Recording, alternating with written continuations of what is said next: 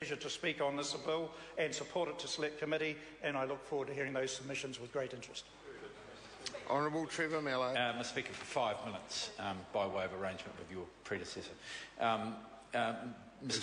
Sorry, is this a split call to Greens? Yes. Thank you. Thank you. Mr. Speaker, I want to thank the member opposite for his contribution, because I think amongst much of what he was saying, there's not much difference between us. I think being a sheep farmer, being a shearer, his thinking was a little bit woolly. But, sir, I think a lot of the issues that he raised are issues which are important to both sides of the House, and I agree with him that the process at the Select Committee is going to be vital. There is an opportunity there to allay some fears, to make some changes, and to get something which is broadly agreed by both sides of the House, and I think that is something which will be important if this is to proceed forward, because I think where you have this sort of statutory monopoly effectively in place, it's something which needs to have the support of more than just the government of the day, and that's why I regret the fact that the Minister in charge of the bill has signalled that he is going to foreshorten even shorter than the 4 months, which is now regarded as a short period, the hearings of the Select Committee. I think what he's doing there is taking away the opportunity for process to be followed, for debates to be had, for discussions and the possibility of getting some of the issues, if not all of them, off the table. And I'll say to members opposite, this is not actually strictly a partisan matter. I mean, I think it's fair to say that, you know, I could well have more points in common with the Minister in charge of the bill than with my colleague Damien O'Connor on this. I've looked at the issue carefully over many, a few other issues that way, over many years, Mr. Speaker, and I do know that we've got to somehow better capitalise our dairy industry. There is no doubt about that at all. They are innovative, and we've got to make sure that they get some more capital in.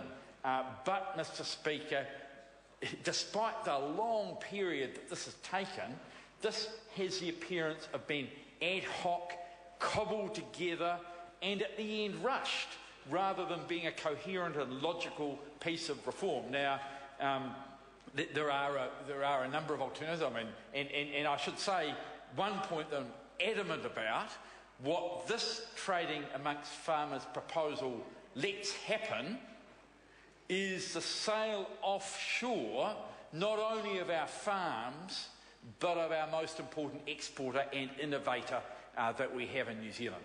And I think that arrangement, this will let people like the company that's trying to buy the Crayfer farms aggregate massive amounts, aggregate large amounts of Fonterra through the trading exercise. There's a question about the way that the units will work and people's ability to aggregate that. Having said that, Mr. Speaker, I think there's room in New Zealand for some ordinary Kiwis to invest in the processing and research part of the dairy industry, and this doesn't give them a chance. This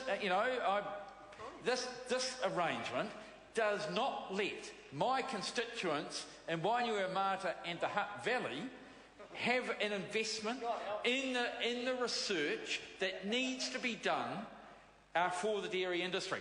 But it lets a Chinese-owned lot who suck up to the National Party to do it. It lets a Chinese-owned company that is trying to take over Crayfers, it lets them get into this area, and that's wrong. There's another area which I think is wrong and I think needs to be sorted out here, and that is the arrangements whereby Fonterra or companies, other companies, have a take it or leave it arrangement as far as milk's concerned.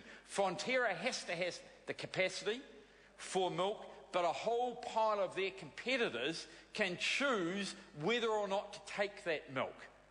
And I think that arrangement is wrong.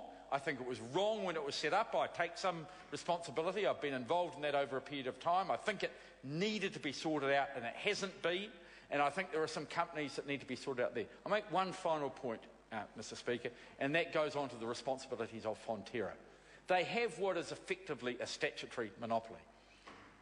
Farmers have an obligation to be clean and green, but New Zealanders also have the right to get their milk at a reasonable price.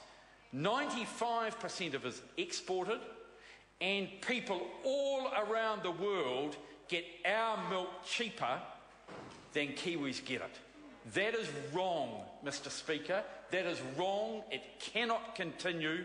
And if Fonterra expect us to support their arrangements, then they have got to take the lead, not just in a few schools, to make sure that the milk that we have, that we drink on a day-to-day basis, that we use in our baking and that we use in our cooking is something which is available at a reasonable price.